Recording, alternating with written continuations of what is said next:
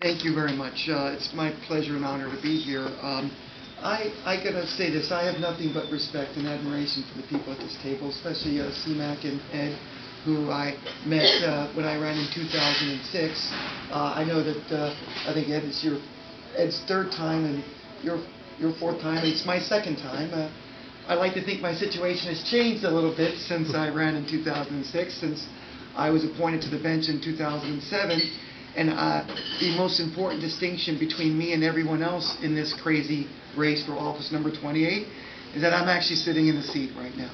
And I agree with Ed that whoever wins this race will not be assigned to Department 405 at the Edelman's Children's Court in Dependency unless it's me. Obviously, if I win this race, that will be my assignment. But if any of the other opponents win the race, I'm fortunate enough to do that, they will not be assigned in the seats that I'm running in. I have been assigned for all purposes to Department 405. I was assigned there and changed departments in October of last year. It's been 7 months now, and I've been assigned to serve out the rest of Judge Stevens' term, which goes to the end of this year. So that really is the single most important distinction between me and everyone else in this race and any of the open seats. I'm the only sitting judicial officer that's running in any of the 3 open seats. And that's, I think, an important fact. Who's the best Democrat? I'm not going to challenge anyone's Democratic qualities. We all have our stories and backgrounds.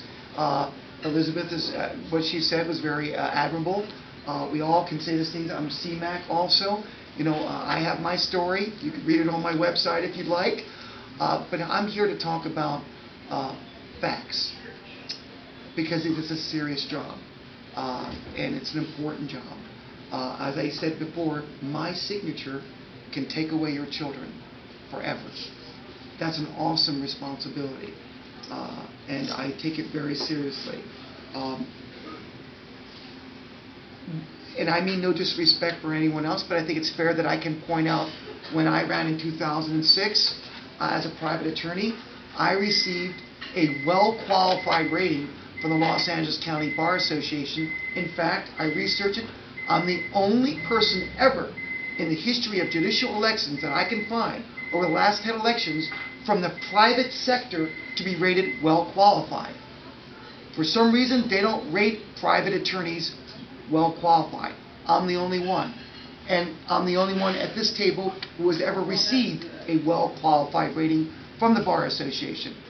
I would like to think that my qualifications have actually perhaps improved since that 2006, since I've been on the bench for almost 3 years now.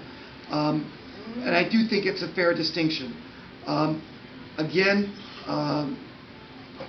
you know, I appreciated one thing that was said earlier in the meeting about not necessarily following step with the Central Committee, because it does involve independent thinking. And this is the true grassroots. And even though I see only 10 people here, no, I see 100 votes, 200 votes, 500 votes. That's what's important to me. I made a pledge to go to each and every Chartered Democratic Club. There's like 58 of them. I've already been to half of them. And I'm going to go to every one, no matter where they meet or how few people may be there on its face, because it's important to me. I'm the one that's doing this job now. I've been doing it well. People can talk about their experience as a temporary judge. It's an unpaid position. It's voluntary. I did it for 10 years before I was appointed, so it's an important thing to do, and I appreciate that. But I'm being paid to do this job now, and it's my full-time job, and I've had it since July of 2007. Again, these are just facts, and they're undisputed facts. I had a broad background as a civil attorney. I was licensed to practice law in 15 states. I suspect that I have the world's record of taking and passing bar examinations than any lawyer in the world. And I actually practiced law in all those states. And I filed class action suits and civil litigation against insurance companies. At one point I had 50 cases in 20 separate states at the same time. So I think I have a broad experience in both civil and criminal, and I certainly have the judicial experience. And I think that when it comes down to it, if you're going to vote as the person who's the most qualified, I think the answer is obvious, and I would appreciate your support. Thank you very much.